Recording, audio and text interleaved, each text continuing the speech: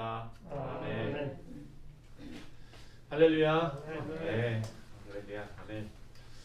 오늘 우리 본문 말씀 출애굽기 32장입니다. 1절부터 14절까지 말씀인데 여러분들께서 너무나 잘 아시는 유명한 말씀입니다. 바로 금송아지 사건이 오늘 본문 말씀에 나옵니다.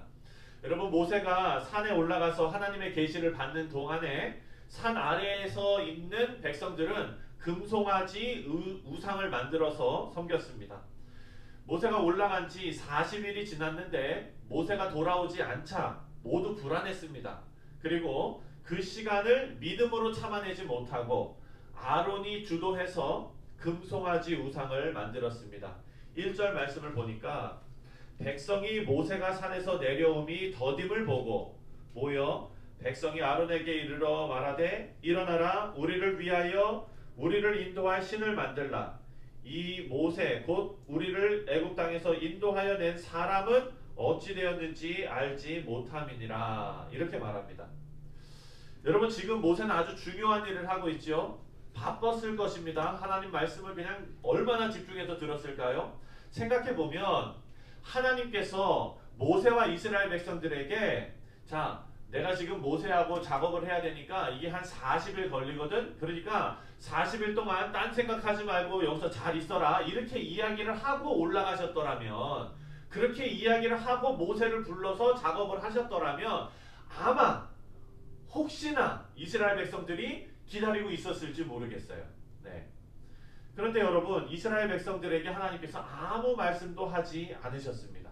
그냥 그 백성들은 하나님을 향한 믿음으로 그냥 기다려야 됐던 거예요. 여러분, 우리가 잘 아는 대로 이스라엘 백성들은 어떻게 됐습니까? 조급한 마음에, 그리고 하나님을 신뢰하지 못하는 부족한 믿음 때문에 심각한 범죄를 저질렀습니다. 1절 말씀에 보면 이스라엘 백성들이 어떤 생각을 가지고 있었는지, 하나님을 얼마만큼 신뢰하고 있었는지가 여실히 나옵니다. 1절 말씀을 보면은요, 여기 그 밑에 보니까 모세 곧 우리를 애굽 땅에서 인도하여 낸 사람은 어찌 되었는지 알지 못함이라. 이렇게 얘기해요. 애굽 땅에서 인도하여 낸 분이 누굽니까? 모세입니까? 하나님입니까? 하나님이시죠. 그것을 정확히 알았더라면 그 믿음으로 아마 기다렸을지도 몰라요. 그런데 이 사람들 신앙 수준이 거긴 거예요. 하나님이 아니라 모세가 인도해서 데리고 왔다고 생각하는 거예요. 그러니까 모세가 없어지니까 불안한 것이죠. 여러분, 그렇습니다. 이 부족한 믿음 때문에 심각한 범죄를 저질렀습니다. 그런데 오늘날 우리의 삶을 한번 돌아보면은요, 하나님 앞에 금송아지 가지고 계시는 분 있으세요? 집에 금송아지 큰 거 이렇게 그냥 이렇게 잘 보관하고 계시는 분 있으세요? 없잖아요. 여러분, 그렇지만 우리의 삶 가운데 조급함과 하나님을 전적으로 신뢰하지 못하는 모습은 우리 가운데 있다는 거예요. 금송아지만 없을 뿐이지. 여러분, 하나님의 때를 기다리는 것은 정말 어려운 일입니다. 여러분이 간절히 바라고 원하는 것들, 그것을 하나님께서 주시기까지 기다리는 것, 그 기다림이 정말로 어려운 일입니다. 하나님을 전적으로 신뢰하는 믿음이 없으면 해낼 수 없는 일이죠. 우리 사랑하는 성도님들, 하나님께서 약속하신 모든 것을 하나님께서 작정하신 때에 반드시 이루실 줄 믿습니다. 어제도 말씀드렸지만 우리 사랑하는 성도님들, 우리는요 지금 광야 생활을 하고 있습니다. 우리 교회는요 지금 하나님밖에 없는 생활을 하고 있는 거예요. 하나님을 향한 신뢰와 믿음이 우리 안에 있다면 지금 우리가 하고 있는 이 광야 생활이 정말 이같이 좋은 곳이 없는 것입니다. 하나님의 은혜를 우리가 경험할 수 있는 절호의 기회입니다. 하나님밖에 없는 곳이기 때문입니다. 하나님께서 이루시고 역사하실 때까지 우리가 믿고 기다리면 됩니다. 하나님께서 최고의 것으로, 하나님께서 보시기에 우리에게 최고의 것으로 하나님께서 우리에게 주실 줄 믿습니다. 우리가 예배 쳐서 준비하는 문제도 마찬가지입니다. 우리가 계속해서 생각하면서 우리의 어떤 방향으로 계획을 잘 해나가야 되지만 그것을 이루어 가시는 분은 여호와 하나님, 우리 하나님 한 분이신 줄 여러분 믿으시기 바랍니다. 우리 이거 믿고 기도하면서 이 광야 생활을 헤쳐나갈 때 하나님께서 우리에게 하나님과 함께하는 자가 누리는 놀라운 복을 주실 줄 저는 믿습니다. 아멘. 여러분 믿으시죠? 아멘. 아멘. 그렇습니다. 하나님 우리의 신앙의 자세가요, 우리의 조급함으로 쉽게 무너지지 않도록 하나님을 신뢰하는 우리 귀한 성도님들 다 되시기를 주님의 이름으로 축원드립니다. 5절하고 6절 말씀을 보니까요, 5절 말씀, 아론이 보고 그 앞에 제단을 쌓고 이에 아론이 공포하여 이르되 내일은 여호와의 절일이니라 하니. 그리고 6절에 보면요, 이스라엘 백성들이 번제도 드리고 화목제도 드립니다. 6절에 이튿날 그들이 일찍이 일어나 번제를 드리며 화목제를 드리고 백성이 앉아서 먹고 마시며 일어나서 뛰놀더라. 여러분 이게 언제 한 겁니까? 금송아지 만들어 놓고 한 거예요. 하나님을 신뢰하지 않고 금송아지를 만들어 놓고 어떻게 하느냐? 금송아지 제단 앞에서 내일은 금송아지의 절일이니라가 아니라 내일은 누구의 절일이니라? 여호와의 절일이니라. 그리고 6절에 보니까 여호와 앞에 번제도 드리고 화목제도 드렸어요. 여러분 겉으로 보여지는 모습만 보면은요, 지금 이스라엘 백성들은 하나님께서 명령하신 절기를 지키는 것 같습니다. 이스라엘 백성들은 자신들이 하나님을 예배한다고 착각하고 있는 것입니다. 우리 사랑하는 성도 여러분, 이거 정말 무서운 일입니다. 정말 무서운 말씀입니다. 우리는요, 우리의 예배는 주일날 드리는 예배만 예배가 아니라고 그랬죠. 우리 예배는 일상의 삶이에요. 그런데 우리의 삶 모든 부분에서 혹시 우리가 모양은 있는데 내용이 없는 삶을 살고 있지 않는지 우리가 확인해야 합니다. 신앙인처럼 모양은 갖추고 있는데 주일날 성경 들고 교회는 가는데 혹시 우리의 삶에 내용이 없다면, 다시 말해서 신앙생활의 겉모습은 있는데 우리의 삶이 말씀에 붙들린 삶이 아니라면 우리의 삶을 심각하게 우리가 점검해 봐야 합니다.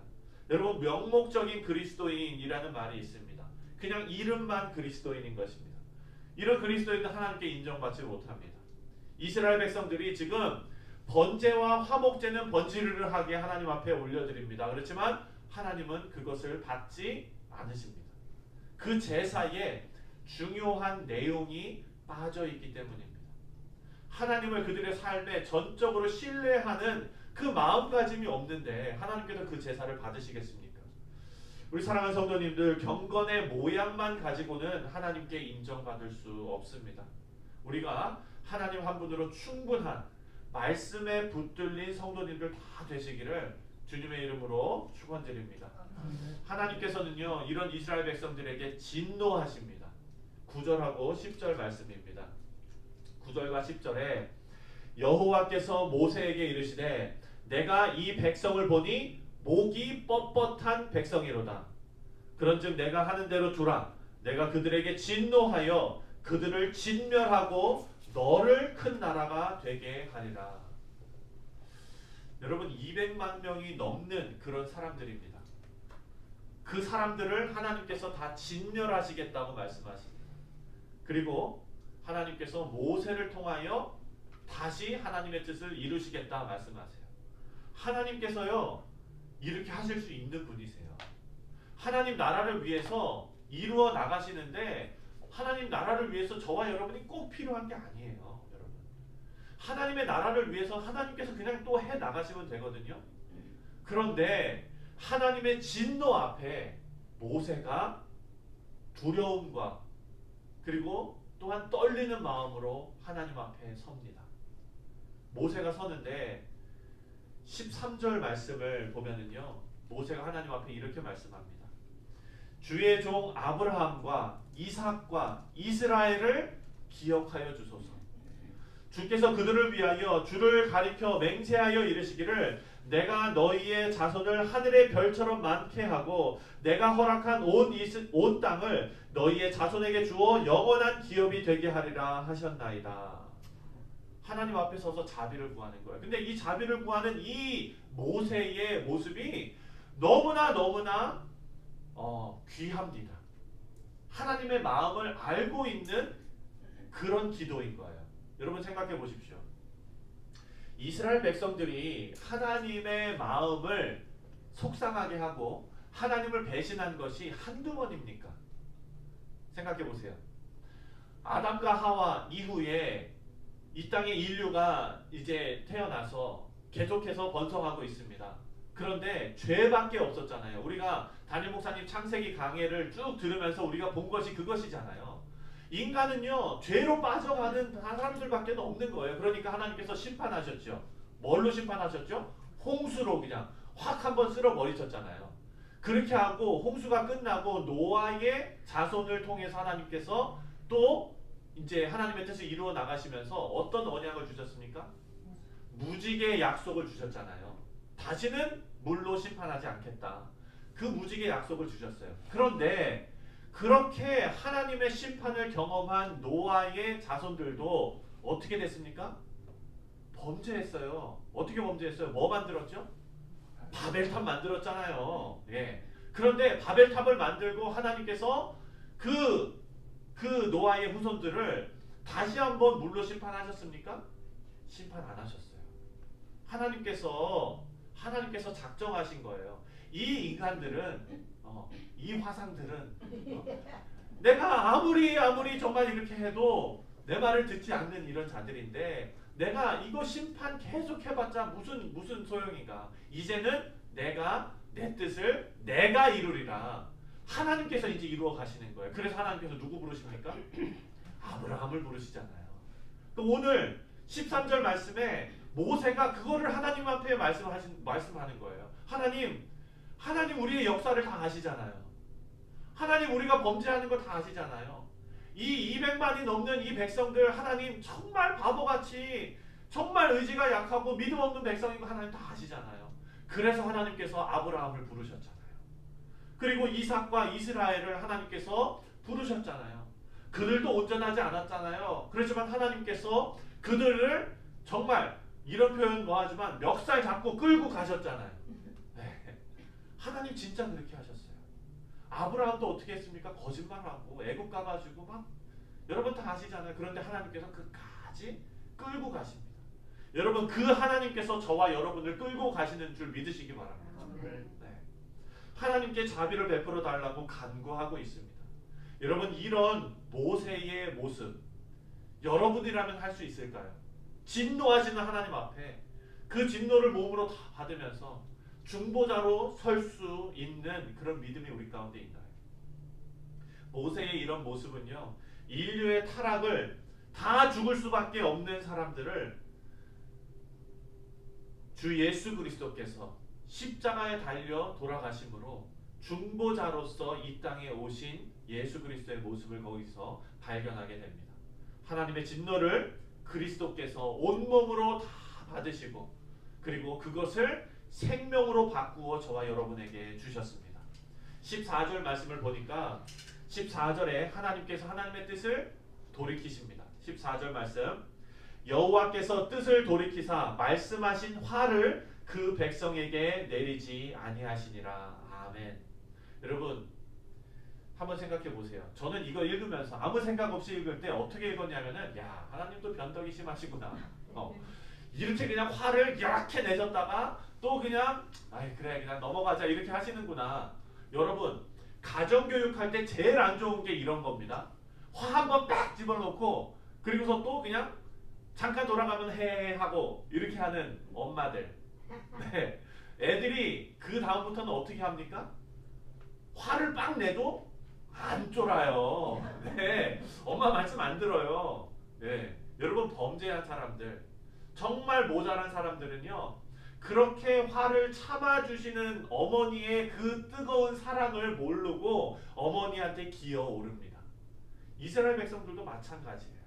여러분 우리도 마찬가지입니다. 하나님께서 뜻을 돌이키셨는데 그것은 하나님께서 변덕이 심해가지고 하나님께서 하신 말씀을 그냥 손바닥 뒤집듯이 뒤집는 그런 분이 아니라 하나님께서는 진노를 그 땅 가운데 이스라엘 백성 가운데 베푸실 수도 있는 분이신데 어마어마한 은혜와 사랑으로 그것을 돌이키신 분이신 거예요. 그러면 우리는 하나님께서 그 놀라운 무한한 은혜와 사랑을 아무런 공로 없이 받은 사람이라는 것을 기억해야 하는데, 아유 하나님은 그냥 이렇게 그냥 하시는 분인가 봐 하고 그 은혜를 가볍게 여기는 모습이 있다는 겁니다. 여러분, 우리는요 무한하신 하나님의 은혜와 사랑을 아무런 공로 없이 받아서 영생을 누리게 된 그런 성도들입니다. 그렇다면 우리는요 그 가치가 얼마나 큰 것인지 뼈저리게 느껴야 합니다. 우리 사랑하는 성도님들, 여러분들은 어떻게 살아가고 계십니까? 어제와 같은 오늘, 그리고 또 오늘과 같은 내일이 있을 것 같아요. 구원의 감격은 사라지고 일상에 매몰되어서 살아가고 있다면 우리의 삶을 하나님께 다시 맞추시는 은혜가 있으시기를 바랍니다. 우리는요 24시간 구원의 감격으로 눈물만 흘리면서 살아야 한다는 말씀 드리는 거 아니에요. 그러면 이상한 사람이에요. 네.